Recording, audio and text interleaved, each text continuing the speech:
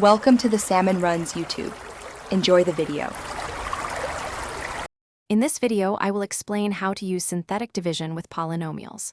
First, let's understand what synthetic division is.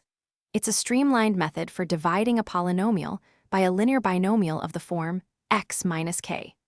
This technique significantly reduces the amount of writing and calculation compared to traditional long division, making it a powerful tool for quickly evaluating polynomial functions at specific values or finding potential roots. To begin, we need to set up our problem correctly. Take the coefficients of your polynomial, ensuring you include a 0 for any missing terms, like if you have an x cubed term but no x squared term.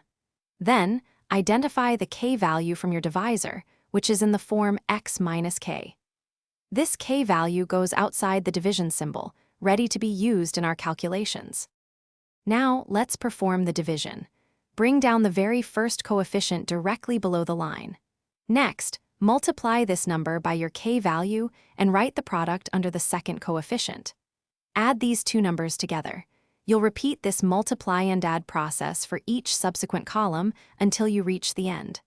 The last number you get will be your remainder, and the others form the coefficients of your quotient. Finally, it's time to interpret our results. The very last number you calculated is the remainder of your division. If it's 0, then k is a root of the polynomial. The numbers preceding the remainder are the coefficients of your quotient polynomial.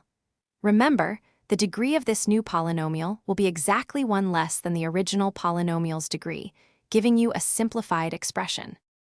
Thanks for watching. Consider subscribing if we helped you.